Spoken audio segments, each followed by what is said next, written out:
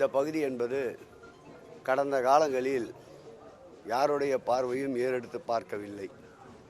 நான் சட்டப்பேரவை உறுப்பினரான பிறகுதான் சட்டமன்ற உறுப்பினர் நிதியிலிருந்து இந்த பகுதிக்கு காங்கிரஸ் சாலை அமைத்து தந்தேன்.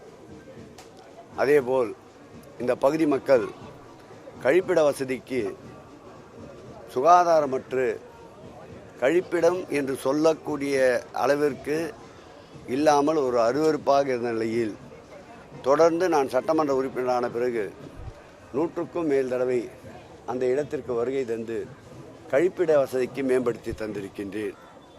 இந்த பகுதியில் மழை காலங்களில் சிறிது மழை என்றாலும் கூட தண்ணீர் நிரம்பி நிற்கும். அது வெளியேறுவதற்குண்டான சூழல் இல்லை.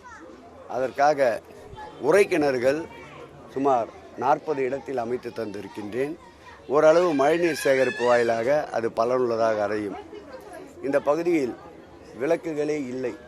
இதுபோன்ற ஐமாஸ் விளக்குகள் என்னுடைய காலத்தில்தான் நிறுவப்பட்டது. இந்த பகுதிக்கென்று இருக்கின்ற நியாய விலைக் கடை சிதலமடைந்திருந்தது. அதை முழுவதுமாக புதுப்பித்து கட்டி தந்திருக்கின்றோம். இந்த பகுதியுடைய பாதுகாப்பிற்காக இந்த பகுதியில் ஒரு அவுட் போஸ்ட்டை கட்டி தந்திருக்கின்றோம். என்னுடைய சொந்த செலவில் கட்டி தந்திருக்கின்றேன். அதேபோல் சி பகுதியில் ஒரு அங்கன்வாடியை கட்டி தந்திருக்கின்றோம். இந்த பகுதி இளைஞர்களுடைய மிக நீண்ட நாள் கோரிக்கையான விளையாட்டு மைதானத்தினுடைய பணி துவக்கப்பட்டது. ஏஎஸ்ஐ இடம் என்பதால் அவர்கள் பணியினை நிறுத்த சொல்லி நோட்டீஸ் அளித்திருக்கின்றார்கள்.